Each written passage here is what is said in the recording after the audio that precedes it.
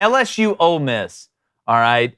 This is a game, and Chris, LSU's a 2.5-point favorite. I've seen it. I mean, the over-under keeps going up in this game. It started off, I think, at like 64.5. It shot up to 66. Now it's at 67 on some other places.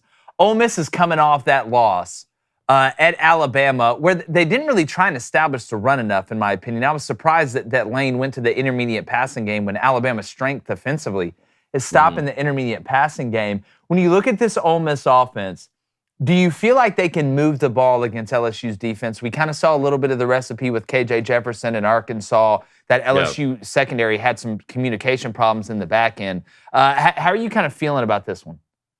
Well, I mean, yeah, that's the secondary that girl could probably play in. That secondary at LSU is awful. It's been awful. And there's, there wasn't really a unit I thought like on that entire team that didn't improve somewhat in the offseason, like what they were able to do in the portal, what they were able to bring in from like just like a recruitment standpoint. It seemed like they almost got better everywhere, but then they have really struggled at both like in the running back room and then also in the secondary. And like that game last week, you can say whatever you want if you're an LSU fan that, it's a rivalry game and, KJ Jefferson's great. KJ Jefferson's out there doing it by himself. There's no one else giving him help. The offensive line was bad for Arkansas, and it seemed like every single time they got the ball, they were able to score. And I think that's an issue when you go against an Ole Miss team. But the other thing for Ole Miss is like, you brought up the point, the intermediate passing game, that's not intermediate. It is not a word you ever have used to describe Lane Kiffin in anything. Yes. Right? Like very true. I mean, they lead the SEC in explosive plays. They have 34 total like throughout the season. They only had 4 against Bama, and only one of those explosive plays is a running play over 20 plus yards. And that's shocking when you have Quinshon Judkins in the backfield.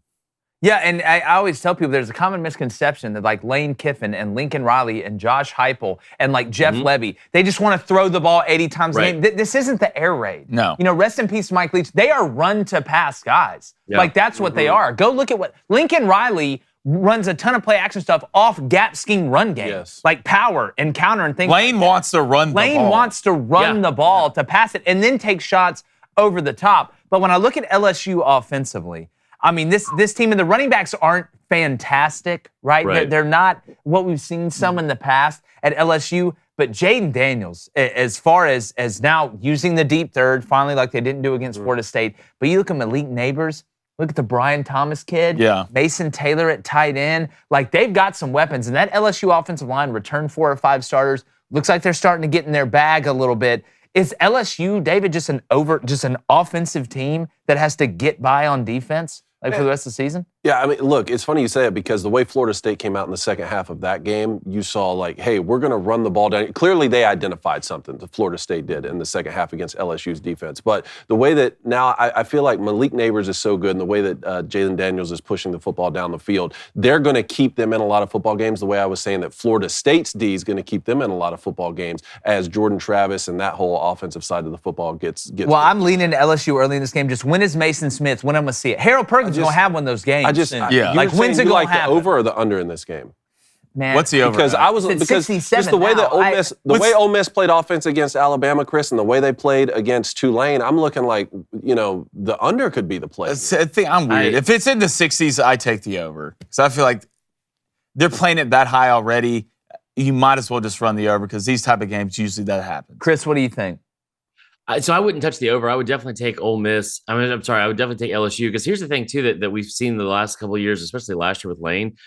That one loss turns into 2-3 losses pretty quickly, and they went like that was a team that was like I think ranked 11th in the country last year when they played Alabama in November. Yeah. They finished the season losing 5 straight games. Yeah. I said this the other day on Feinbaum. I was like, I don't think that this team or program has hit their ceiling. I wonder if Lane Kiffin as from a maturity standpoint. And I wonder if he's hit his ceiling because what he did last week was pretty concerning. I feel like in terms of you had a full week where if you were gonna get Bama, you were gonna get him then. Yep. And I know that posting about going to Pilates on Saturday morning, and we all kind of expect that kind of stuff with Lane.